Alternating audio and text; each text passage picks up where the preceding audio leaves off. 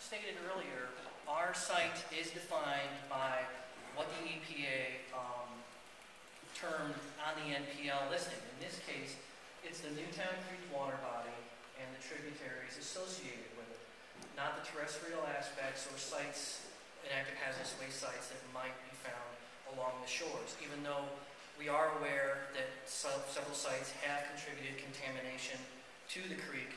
Those sites will be addressed independently through other programs, and we can talk about them in those meetings at that time. But right now, we're really going to talk about and focus on the creek itself and its tributaries. As Don stated, the EPA has yet to conduct a remedial investigation of the creek, and we expect to receive quite a hefty data package from them once it's complete, and it'll give us an ability to draft a comprehensive picture of what is contained in the creek as far as contaminants go. That includes sediment data, water data, and fish-specific data or other organisms that might be found there. So right now, for our public health assessment that is out for public comment draft, what we had to work with was a 2009 site investigation report that primarily talked about shallow sediments in the Newtown Creek that was prepared by one of the EPA's independent contractors.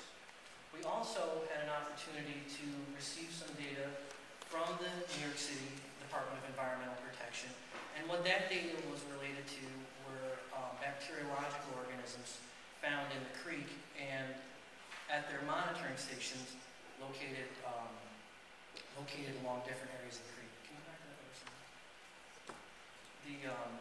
The locations are labeled here with NC3, NC2, NC1, and NC0.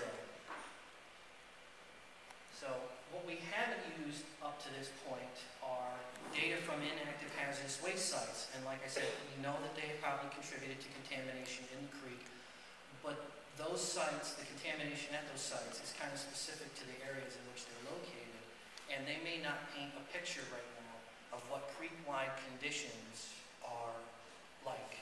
So those will be addressed independently.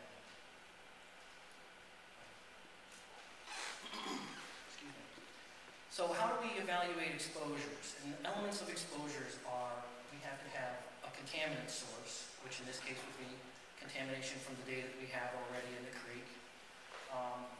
Environmental media and transport mechanism, which is basically like the water or the sediment or the organisms living in the creek. A point of exposure, a person's interaction with one of those, either it's immersion, ingestion, or they're eating the fish or swimming or accidentally drinking the water or whatnot. The route of exposure, which I said would be like a dermal contact as well, or ingestion, drinking, and accidentally. And a receptor community, which would be the community that is around the Newtown Creek itself, the people living there, the people working on the creek potentially.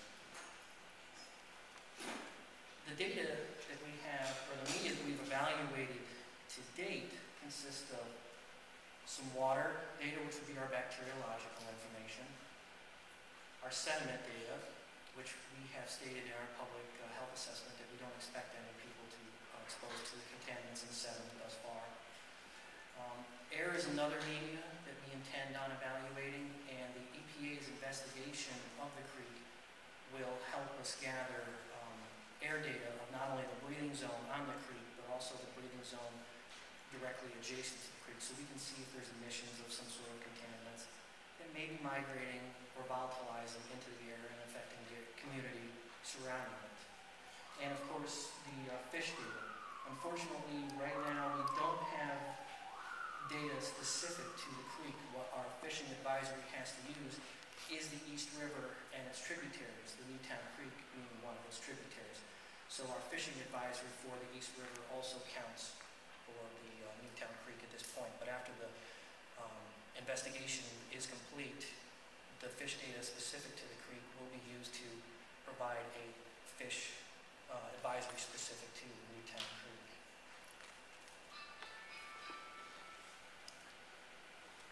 With our water media, our biggest issue thus far is the presence of biological receptors or biological organisms present in the creek.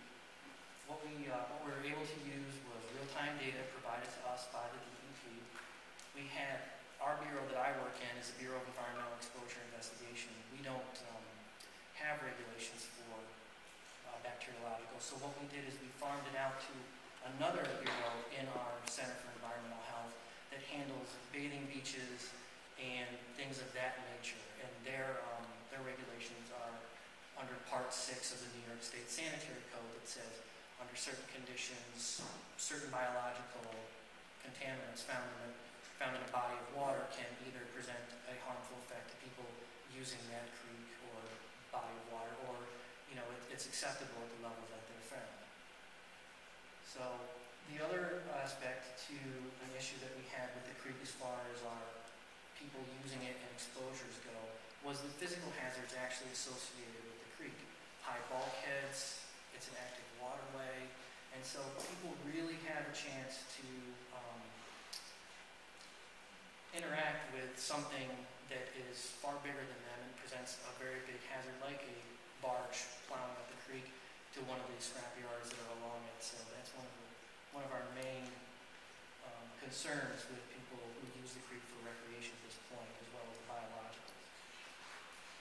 At this point, too, we haven't evaluated chemical contamination in the creek for issues like volatile organic compounds or semi-volatiles or anything of that nature, because we simply don't have the data at this point. However, with the EPA conducting their investigation, we will obtain a data set of those parameters that will help us be able to make an evaluation of chemicals that are present in the creek and their toxicity to people who potentially use the creek for recreational or whatnot.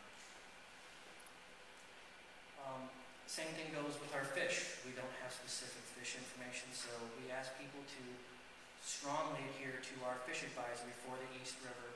And for additional information, we ask people visit our website to see what species are, okay to eat, how many times you should eat them, what you shouldn't eat, and what you should, and who should eat them, because we have several categories, or 2 categories. And this is basically our fish advisory for the East River. So how we classify it is under women over 50 and men over 15. This is what we advise you to eat and how many times we advise you to eat it.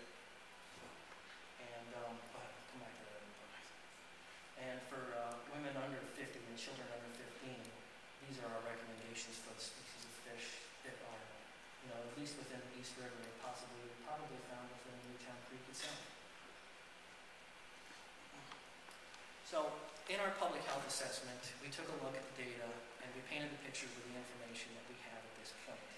It is a somewhat incomplete picture as far as some of the things go, but we can say that swimming or a full immersion activity could harm people's health, and that is because of the physical hazards as well as the bacteria that are associated with the creek. And we generally take a look at 2 very specific indicator organisms that are very easy to test for, and they also why we call them indicator organisms is because their presence may also indicate that there are other more harmful bacteria that aren't as easy to discern in those water samples as well. So we also state in our public health assessment that recreational boating is not expected to harm people's health, simply because it's not an immersion activity.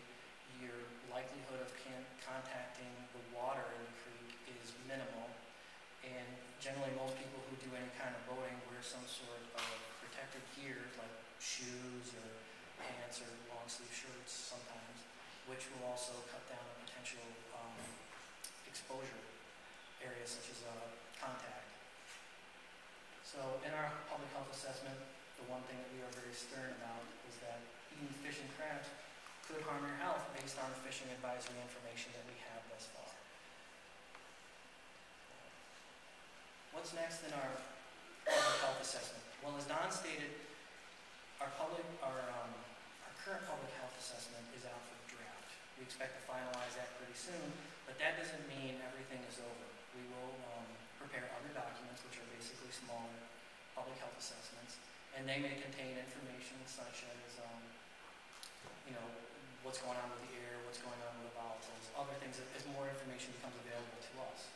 So right now, we're just really concerned with collecting and addressing the comments that we received from everybody in the community. And we're looking forward to the EPA kicking off their environmental investigation of the creek, so we can then have that information. And I look forward to updating the health assessment as I can receive new information, and I can bring other partners, other colleagues of mine from other bureaus in to take a look at other data that we get. One person is the guy who does all of our fish assessments. So, go ahead. So once again, I would like to remind everybody that this is a creek, and this is where our study this is where our study concentrated on. And that segued me into Betsy.